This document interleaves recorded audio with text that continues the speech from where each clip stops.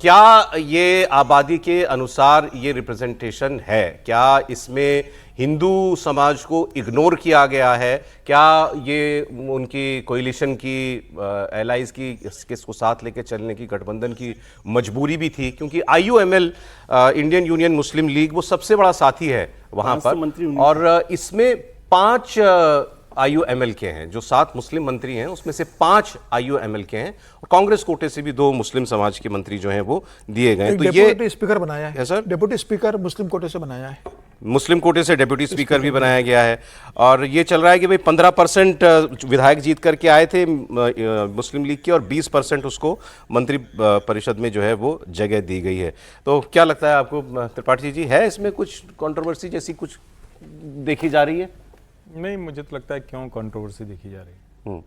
भाई कोई पार्टी अपने वोट बैंक को साधने का काम कर रही तो हर पार्टियां करती हैं, तो मुस्लिम और ईसाई उनको प्रतिनिधित्व देना है। और देखिए वैसे भी जो केरलम में मांग थी उसको आप लोग कहेंगे कि मतलब मैं एजेंडा पुश कर रहा हूँ, लेकिन वहाँ तो मांग थी ना कि मुस्लिम मुख्यमंत्री बनाया जाना चाहिए।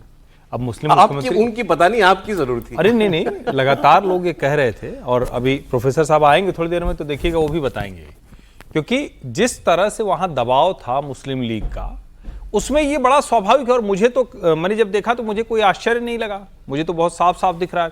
और दूसरा ये है कि सतीशन साहब की और जो विजय हैं तमिलनाडु वाले, इन दोनों की PR टीम या तो एक ही है या बड़ी स्ट्रांग सी टीम है जिनके बीच में बड़ा संघर्ष होने वाला है। दोनों का जो एक कहते हैं ना कि माहौल बनाने का उसी तरह का तरीका हो रहा है।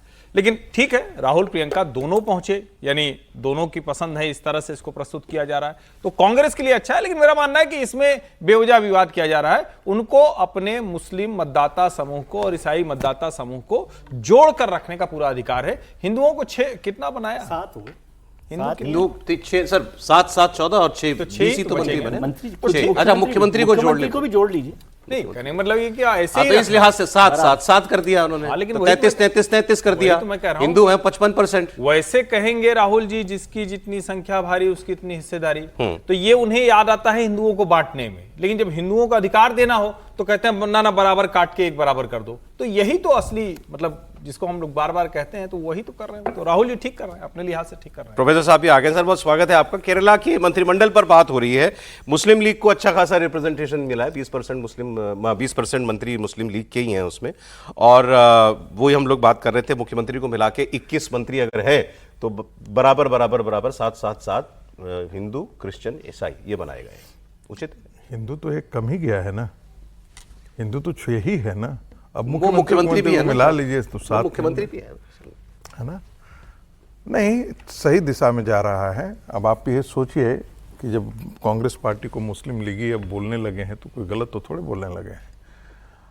केरला में आने वाले दिनों में ये देखना पड़ेगा कि क्रिश्चियन एजेंडा कितना जा रहा है। और इसमें मुझे लगता है कि कांग्रेस पार्टी ईसाइयों को भी ठीक से साधने की कोशिश कर रही है मुसलमानों के साथ, ताकि ये पूरा कॉम्बिनेशन बना रहे।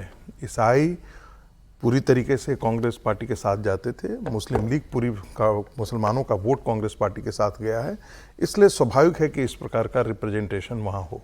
लेकिन ये हिंदुओं के लिए एक सोचने का विषय है, और इसलिए सोचने का विषय है कि हिंदू अभी भी संभला नहीं है केरल में, अभी भी सोच नहीं रहा है उस दिशा में। मुसलमान इसलिए कांग्रेस पार्टी को वोट देता है, मुस्लिम लीग को वोट देता है क्योंकि वो रिप्रेजेंट करता है मुस्लिम इंटरेस्ट को। ईसाई इसलिए कांग्रेस पार्टी को रिप्रेजेंट करता है कि आपको पता है कि वेटिकन से इंस्ट्रक्शन, हमारे यहाँ जो आर्क बिशप अपॉइंट होता है भारत के अंदर, वो वेटिकन का रिप्रेजेंटेटिव होता है जी। और वेटिकन एक देश भी है और एक धर्मस्थल भी है, जो वहाँ से पूरे दुनिया के चर्च को मैंडेट जाता है। और आर्क बिशप का अपॉइंटमेंट एक ढंग से अब पॉलिटिकल अपॉइंटमेंट भी है, स्पिरिचुअल अपॉइंटमेंट भी है, रिलीजियस अपॉइंटमेंट भी है। वो आर्क बिशप खुलेआम पत्र लिख करके ईसाइयों को और चर्च को कहता है कि कांग्रेस के पक्ष में मतदान करो। तो 2 बातें बहुत क्लियर है। क्रिश्चियन तय करता है कि क्रिश्चियन कांग्रेस के साथ जाए, मुस्लिम तय करता है कि वोट जो है जहां पर मुस्लिम एक डोमिनेंट पार्टी है वहां उसके साथ खड़े रहे जी। हिंदू अभी तक नहीं सोचा है, हिंदू सिर्फ सेकुलर बन रहा है। न मुस्लिम सेकुलर है, न क्रिश्चियन सेकुलर है। नतीजा आपके सामने है। यहाँ पे जिस दिन ये बंगाल की तरह हिंदू के बारे में एज ए पॉलिटिकल एंटिटी के रूप में सोचना शुरू करेगा, जिस दिन केरल के अंदर हिंदू जो है एक पॉलिटिकल पार्टी के साथ खड़ा होना शुरू हो जाएगा, मुझे लगता है तस्वीर बदल